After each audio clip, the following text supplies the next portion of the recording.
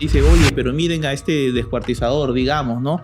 Seguramente es un enfermo mental, ¿no? Jamás, jamás. Eso no es un enfermo mental. Los enfermos mentales no matan, no descuartizan ni hacen estas cosas. Estamos ante el niño más indefenso, afable del mundo, pero en su pubertad sucede algo, no sé, entra a las drogas, el alcohol o pasa a vivir en un entorno violento que se termina convirtiendo en un candidato delincuente. Mafias, ¿no es cierto? Claro. La mafia rusa, la mafia italiana, la mafia japonesa. Las mafias entonces eran los extorsionadores. Siempre ha existido. Yo tengo familiares que tenían propiedades y los extorsionaban. Pero eran unos cuantos, pues, ¿no? Ahora son muchos. Hay que rasgos psicopáticos. Yo te diría que la mayoría de los políticos tienen rasgos psicopáticos. Y Toledo, pues, es ladrón, es mentiroso, todas las historias, ama suya, ama aquella, no cumple ninguna de sus reglas que él ha venido delante. Claro. ¿No? El peruano tiene estigmas, el estigma de la enfermedad mental. Entonces, si yo voy al psiquiatra, soy loco.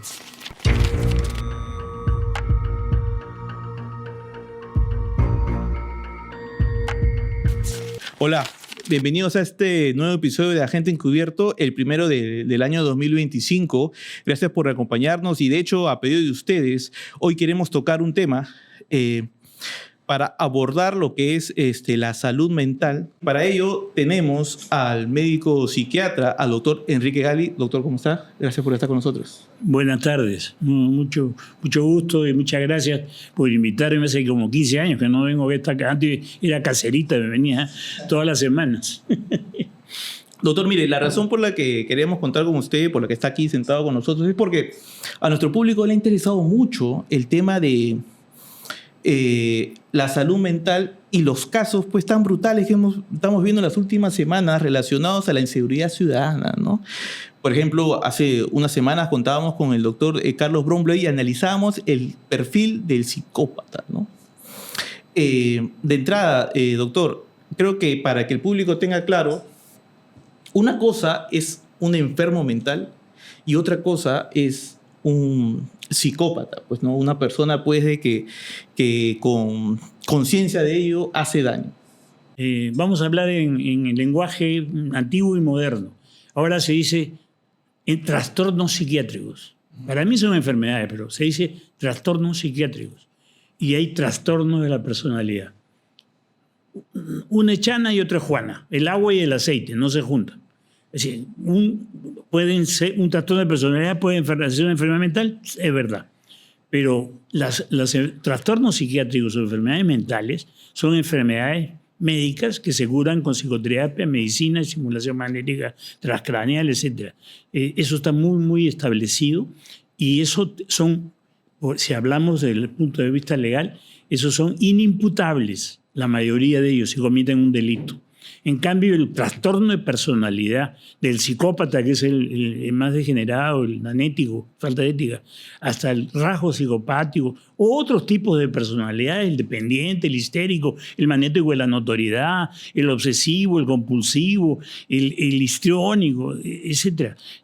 Todos esos son trastornos de la personalidad, no son enfermedades y son putables. Esos si cometen un delito van presos y tienen que cumplir su condena, claro, porque uno escucha y dice, oye, pero miren a este descuartizador, digamos, ¿no?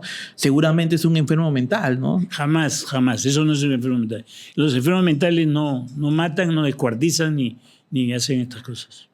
Ahora, algo que, claro, o sea, dejando esto pues definido, ¿no? Al inicio de la entrevista, podemos ir, doctor, por ejemplo, a lo que sucede con los rasgos psicopáticos, ¿no? Porque una cosa es el psicópata en sí mismo, ¿no? Una persona que como usted bien antes de la entrevista mencionaba, una persona que no tiene ética, carente de empatía, pero también existen los rasgos psicopáticos. Claro. Una persona que tiene rasgos psicopáticos no necesariamente es un psicópata, pero sí tiene unas tendencias. Sí, por supuesto. Mira, el psicópata es el más severo, porque hay grados, ¿no? Hay grados. No es que haya grados, pero hay situaciones. Intensidad. Digamos, intensidad. Eso es. El más severo, Honorio Delgado y Kretschmann le daban el nombre de anético. Anético es falta de ética. No tiene tabla de valores, no tienen principios, no tienen moral. Disfruta hacer daño. No, sí, es claro. Le da Ellos les da igual. Son indiferentes. Son incapaces de amar. Jamás sentir amor, ni esas cosas. Es su grado más extremo. Ese es el psicópata extremo. Pero hay psicópatas intermedios, psicópatas hipertímicos, psicópatas fanfarrones, psicópatas políticos, psicópatas, los vendedores, muchos tienen rasgos psicopáticos. No son psicópatas, tienen rasgos psicopáticos. Los vendedores, ¿cómo es eso, doctor? Claro, el que tú vas a una tienda y te dicen, esto es para usted, y te lo pruebas la ropa y dice, ¿qué es? Eso me ha pasado a mí acá y en Argentina y o sea, a sabiendas en Francia que he comprado ropa, todo. Y a todos, todos, y queda perfecto, es un dandy. Entonces, como tú decías, una cosa es ser psicópata, que es el anético, que no tiene valores, no tiene principios, no tiene amor, no tiene sentimientos, no tiene empatía. En cambio, el que tiene rasgos psicopáticos no es así. Por ejemplo, los vendedores, los políticos, tienen rasgos psicopáticos, porque les gusta, tienen rasgos, por ejemplo, egocéntricos, ¿no? Narcisistas, que es un tipo también de personalidad, y tienen rasgos de dominio, de dominar, de poder, de tener mucho poder, por eso muchos políticos tienen rasgos psicopáticos, sino la mayoría. Antes de hablar de lo político, ¿no? Por ejemplo, se me viene a la cabeza el nombre de Alejandro Toledo, pero me gustaría un poco hablar de esa, de alguna manera, cotidianidad en nuestro día a día de cruzarnos con personas con rasgos psicopáticos. Pues usted me habla hasta un vendedor, ¿no? Claro, estamos hablando de los que tienen rasgos psicopáticos y son buenas personas o pretenden ser buenas personas en la posibilidad de su disposición. Porque se dice que una personalidad normal nace ya con una disposición anormal y se cría en los primeros años, va formando la personalidad.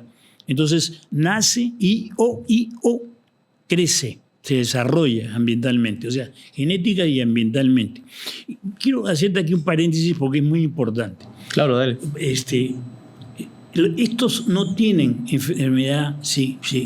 El estrés, ellos a veces los manejan muy fácilmente, no se estresan, porque son indiferentes, no se estresan. En cambio, el enfermo psiquiátrico, y lo que yo postulo desde el año 72, que hice una tesis de depresión y esquizofrenia, y encontré inmunoglobulinas aumentadas en líquido cefalorraquídeo en la sangre, y ahora en el siglo XXI se habla que las enfermedades psiquiátricas son enfermedades inflamatorias cerebrales. Enfermedades inflamatorias. Entonces el estrés es bueno.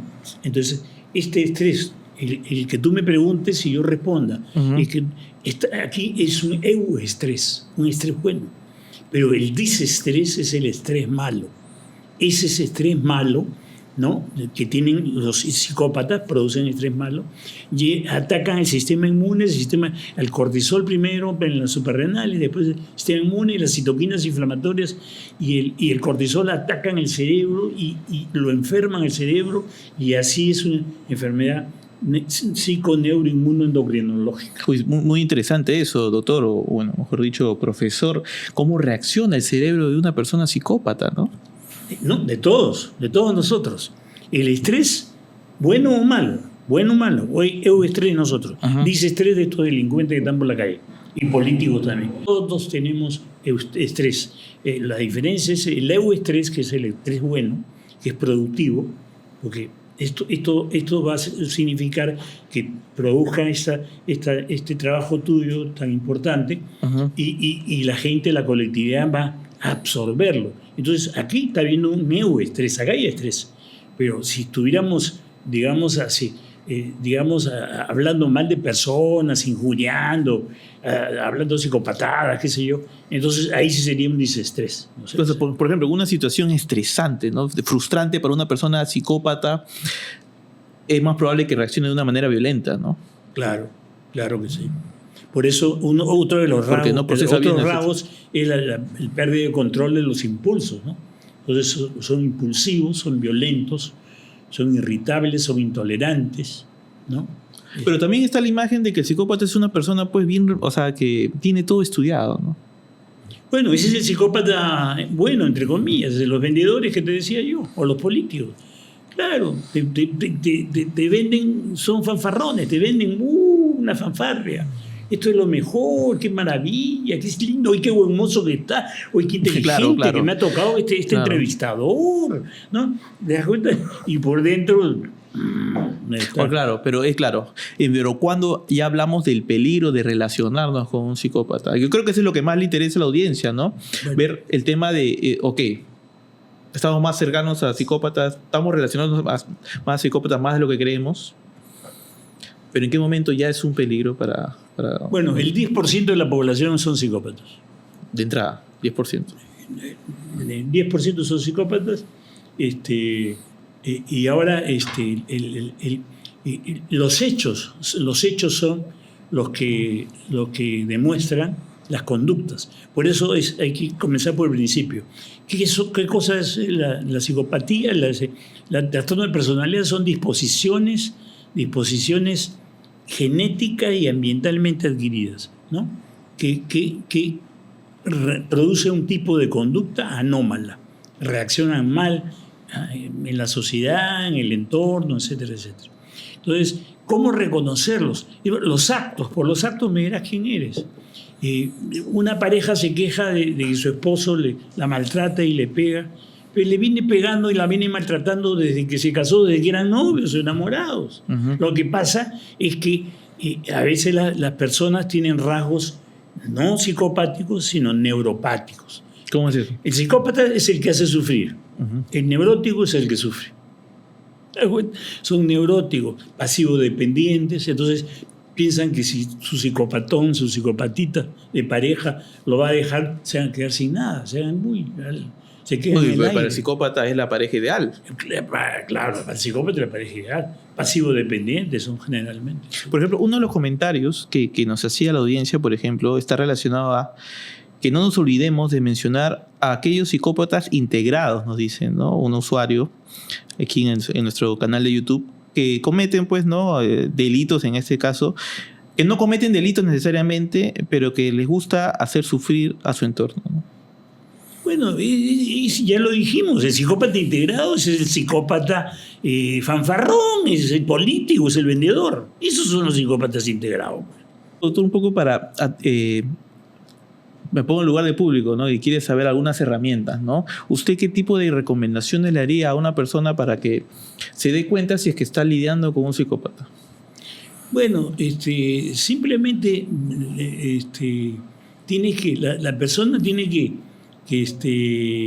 no tolerar, digamos, conductas desadaptadas, ¿no? Bueno, desadaptada puede ser un montón de cosas, ¿no? Puede ser un montón de cosas, pero una conducta desadaptada puede ser darle un jalón de oreja o de pelos a la mujer. Una conducta desadaptada puede ser gritarla en público. Los delincuentes. El delincuente es anético, no tiene sentimientos, es malvado, es mentiroso, es pseudólogo, es narcisista maligno, sed de dominación tremenda, absorbente. Todo eso pues, es un psicópata. Claro, y es un psicópata, pero también lo que nos dicen estos casos de que estamos viendo últimamente, las extorsiones, estos videos que se publican en las redes sociales o que se difunden, o sea, como que hay más exposición del nivel de psicopatía que estamos en esta sociedad. Bueno, claro, esa psicopatía es la psicopatía que antes la veíamos en las famosas mafias, ¿no es cierto? Claro. La mafia rusa, la mafia italiana, la mafia japonesa. Las mafias entonces eran los extorsionadores. Siempre ha existido. Yo tengo familiares que tenían propiedades y los extorsionaban. Pero eran unos cuantos, pues, ¿no? Ahora son muchos. Pero bueno, nos ponemos en la cabeza de este delincuente que disfruta llenar de 40 balazos a una persona e encima lo graba y lo comparte a sus amigos. Es un psicópata anético, perverso, debe ir preso de por vida, ¿no? Ahora, y el que descuartiza, por ejemplo. Bueno, igual pues, yo no creo en la pena de muerte, pero estaría cerca, ¿no?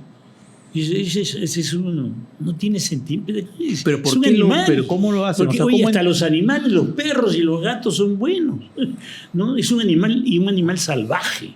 Los que hacen eso son animales y animales salvajes. ¿Y qué hace con un animal salvaje? Lo metes en una jaula de por vida, no lo sacan más. Por ejemplo, alguien en criminalística podría decir, oye, lo que pasa es que el que descuartiza lo que tiene es temor a ser descubierto, por eso comete ese acto, ¿no? No, eso es un cuento de hadas. No, es un cuento de hadas. No, el que descuartiza ya es sádico, encima es sádico. Imagínate. No, Sí, claro, oye, evidentemente es un delincuente, ¿no? Si yo cuando he trabajado con muertos, con esto de medicina, y cortarle al muerto la pierna, disecarlo, ya me daba resquemor. ¿Te imaginas a un ser humano vivo o muerto, disecarlo? Pues eso no tiene razón de ser. Eso es salvajismo. Eso es psicópata anético. Es el título. Ahora, hablemos, doctor, de las psicopatías en la política, ¿no? Le comentaba el caso de Alejandro Toledo. ¿Es para usted uno de los casos más característicos de rasgos psicopáticos? Yo te diría que la mayoría de los políticos tienen rasgos psicopáticos. Y Toledo, pues, es ladrón, es mentiroso, todos estos, ama suya, ama aquella, no cumple ninguna de sus reglas que él ha venido delante. Claro, ¿no? vive su mentira. ¿no? Y ya te decía, Toledo es tan mentiroso que puede caer en esto se llama seudólogo. Es el mentiroso que es tan mentiroso que cree en sus mentiras, se convence, ya se convence en delusión. Ya está borderline de los psicóticos, ¿no? Cree que lo que ha pasado es cierto, ¿no? Por ejemplo, no sé, la presidenta Boluarte, uno le escucha y dice, estamos avanzando, estamos luchando contra la inseguridad ciudadana, pero la realidad es distinta. O sea, como que nos quiere dar un mensaje que la realidad no la acompaña. Bueno, pero eso no es que sea psicópata. No, rasgo psicopático me refiero. No, y tampoco, no. Yo soy un defensor de Dina. Ah, sí. Yo pienso que el país, además de que hay bastantes psicópatas, no solo psicópatas, sino personajes con rasgos psicopáticos en la política, en los vendedores y en todo, hay un machismo increíble. No me digas que las mujeres peruanas son machistas. No votan por una candidata mujer. Lourdes Flores es tan tremenda política. Jamás va a ser presidente y jamás la van a votar. Es obvio. Entonces, comencemos por la dinofobia que existe en este país. Comencemos por eso. ¿Cómo es la dinofobia? Fobia a Dina. La odian. ¿Por qué el 97% de la población la desaprueba? Porque casi el 97% la odia. Porque la mayoría son machistas, ¿no? Se ubican en el 3%. Yo me ubico en el 3%, por supuesto.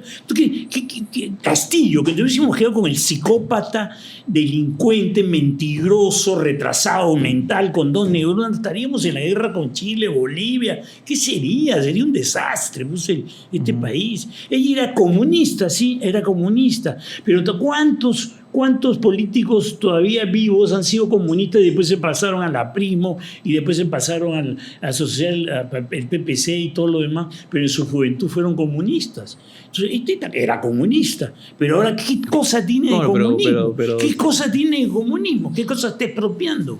¿Qué cosa está quitándole a la gente? ¿Qué cosa está haciendo? Y las manifestaciones y las muertes tiene asesina. Ella tenía el rifle para matar a la gente. Dice, el comando conjunto de las Fuerzas Armadas. Dice, ella es la comandante, pero ellos procedían y procedieron, ¿no? Entonces, por ejemplo, uno de esos casos, a ver, el tema de los Rolex, ¿no? O sea, sin ser tan político este episodio, pero digamos, ¿no? La señora es utilizaba mentirosa. esta es mentirosa. Como buena política, porque es política, antes de ser presidenta estaba en un movimiento político. Uh-huh. Entonces, los políticos son mentirosos. Es mentirosa, obvio. Sí, estamos de acuerdo. Uh-huh. Es mentirosa. ¿Y qué peruano de la política no es mentiroso?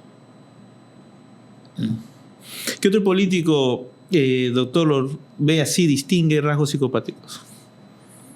Bueno, Alan García, a quien el coño tengo una admiración tremenda, porque es un tipo brillante, extraordinario. Ahorita lo tendríamos otra vez de presidente seguramente. Uh-huh. Entonces, pero tenía sus rasgos, psicopáticos, ¿no? Él tenía una personalidad que Honorio Delgado llamaba maniático de la notoriedad.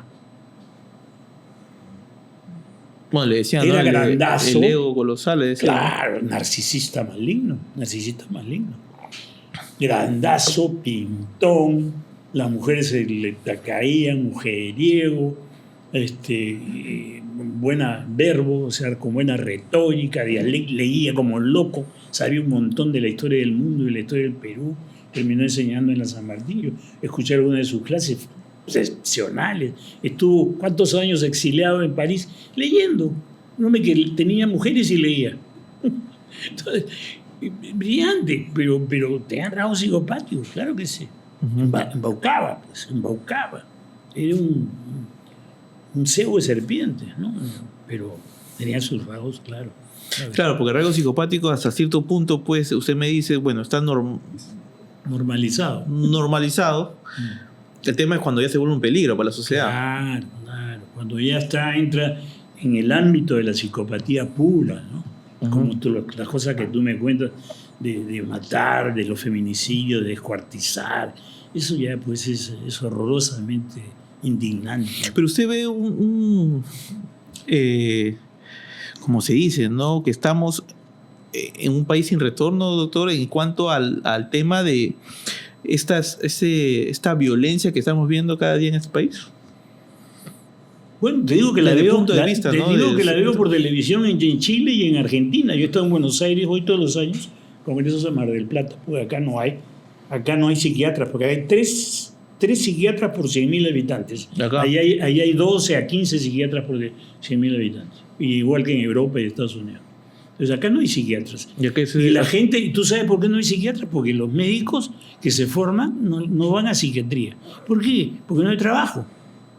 Porque no hay puestos, no hay dónde trabajar.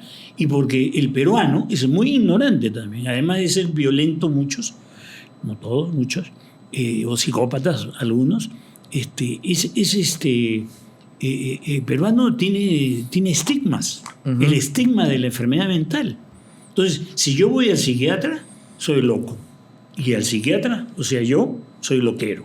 Entonces, al loquero no puede ir el loco. Voy al psicólogo, voy al influencer, al ignorante, el baboso, al drogadicto que tiene las comunidades terapéuticas, un montón que hay en el Perú, y nadie dice nada de eso. No al especialista. Nadie dice nada de eso. Este año, y el año pasado estuve también en Buenos Aires y hubo la 5ª cumbre de salud mental del mundo. Fue en Buenos Aires, país pobre, desesperado. Una consulta de un especialista como yo allá vale $10, uh-huh. 30 soles. Es decir, están hasta el 100 económicamente, pero sin embargo todo el mundo va al psiquiatra. Todos tienen conciencia. No, hay entonces claro todos tienen conciencia. Y entonces se hizo esta 5ª cumbre y se encontró que post pandemia la depresión y la ansiedad y el suicidio se habían subido exponencialmente en las Américas, desde Canadá, no solo Perú, Estados Unidos, México, hasta Chile. Y entonces se declaró, los presidentes mandaron, aquí no se mandó a nadie, mandaron un representante y el presidente de Argentina firmó el documento para que la salud mental sea no solamente una política de salud pública, del Ministerio de Salud, sino una política de Estado, que el gobierno de turno maneje directamente ese problema. Uh-huh. Ahí está la respuesta para ti. Pero acá claro no se cumple. Acá no se cumple. No, nada, más bien lo que hay son estos centros comunitarios que muchas veces no tienen el apoyo que se requiere, ¿no? No, ¿qué apoyo? Lo único que hacen es por ganarse la vida, se ganan la vida porque y la gente dice, uy, una clínica psiquiátrica para mí esto, y me va a costar 10 soles diarios. No, pues. Bueno, sí, doctor. Doctor, y para cerrar la entrevista me gustaría consultarle a usted personalmente, ¿no? De todas las especialidades que usted pudo escoger cuando era joven, ¿por qué escogió psiquiatría? Buena pregunta. Mi madre me hizo médico porque desde que tengo uso de razón, todas las Pascuas, las Navidades, me regalaba un maletín de médico. Ah, mire. Ella era una médico frustrada, no pudo ser médico, no pudo estudiar. No tenía las posibilidades económicas para estudiar, entonces no pudo ser médico. Entonces ella quería que yo fuera médico. Y bueno, ya me había lavado el cerebro que fuera médico.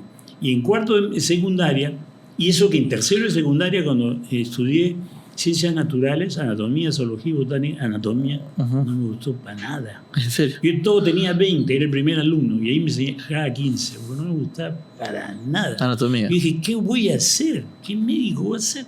Cuando llegué a cuarto de media, cuarto fue, estudié psicología. Y dije, medicina, en mi ignorancia total y supina. Medicina más psicología, psiquiatría.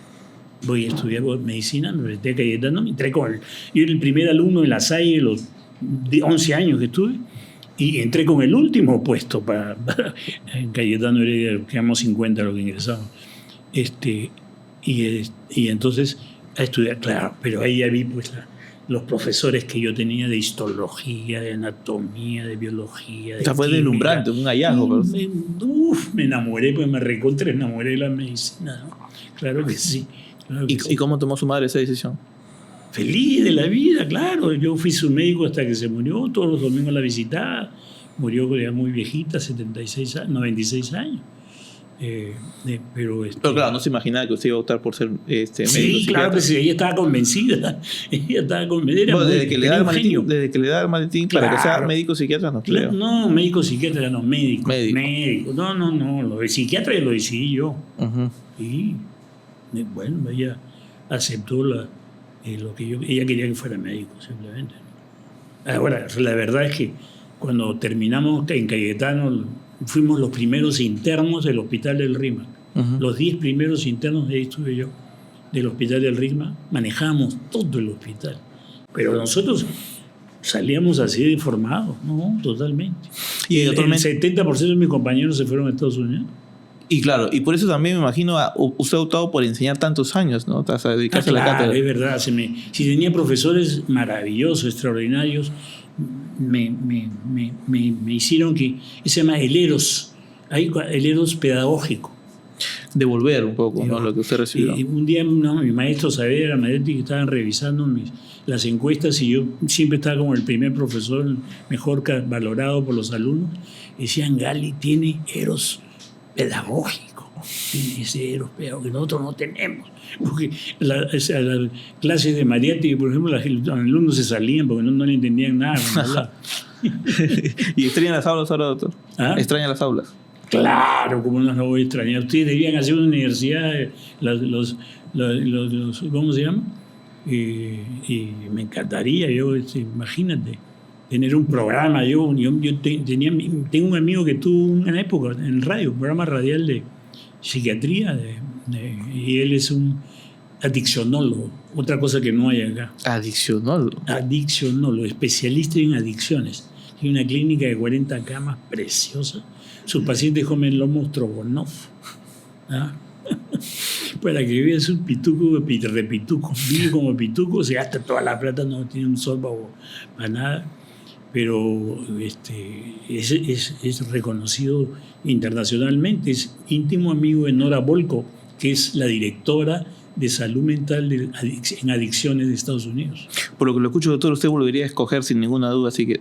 Psiquiatría, por supuesto, si sigo haciendo psiquiatría, lunes, martes, miércoles y jueves en la mañana. Por eso yo te dije los lunes sí y miércoles hasta la tarde. Y cuando tú me dijiste martes, dije, no, Catalina me dijo martes, buen día, dije, en la tarde tengo tiempo. Doctor, le agradezco haber estado con nosotros. No, yo te agradezco tu amabilidad y tu paciencia. Gracias. Para conmigo. Gracias.